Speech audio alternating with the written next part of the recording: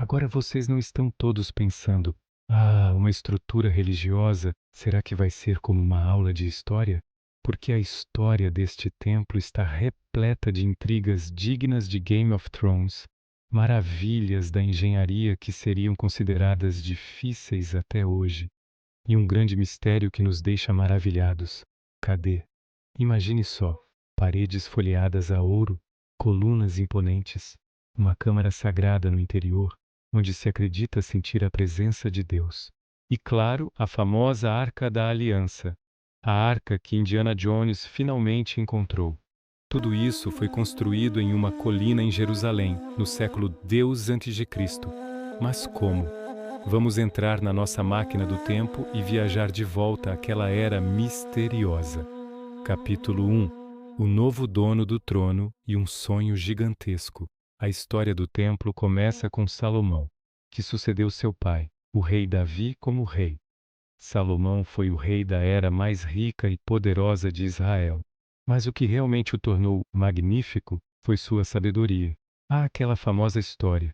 Duas mulheres discutem por causa de um bebê, e Salomão disse: "Vamos dividir o bebê em dois." Quando a verdadeira mãe clama, revela-se quem ela é. Essa é Salomão. Seu pai, Davi, queria construir este templo, mas dizendo: "Lutei muito, derramei muito sangue." Deixou esta obra sagrada para seu filho. O projeto de Salomão, em termos atuais, era algo como um enorme e luxuoso centro cultural onde eles abririam suas asas. Seu objetivo não era simplesmente erguer um edifício magnífico, mas construir um centro lendário digno de Deus, um lugar que unisse seu povo. Então, o que um projeto desse tipo exige? Obviamente, dinheiro, recursos e principalmente mão de obra qualificada. É aqui que entra em cena um nome muito interessante: Hiram. Não estou falando do rei Hiram de Tiro. Ele é o fornecedor de matéria-prima. Estou falando do mestre Hiram. Segundo relatos, esse homem foi o maior arquiteto e artesão de sua época, um verdadeiro supercérebro, um gênio na fundição de bronze e na cantaria. Salomão o trouxe especificamente para cá. Assim, o arquiteto-chefe do projeto era um gênio estrangeiro. Este é mais um detalhe interessante. Capítulo 2. A surpreendente engenharia e logística por trás da construção. Agora vamos à parte mais louca. Como eles construíram esse templo? Pense naquela época. Sem guindastes, sem máquinas pesadas, sem projetos computadorizados. Tudo era feito pela força e inteligência humanas. Aquisição de materiais. Salomão aproveitou-se das boas relações que seu pai lhe conferia e solicitou ao rei Hirão de Tiro as famosas árvores de cedro do Líbano. Um acordo foi firmado.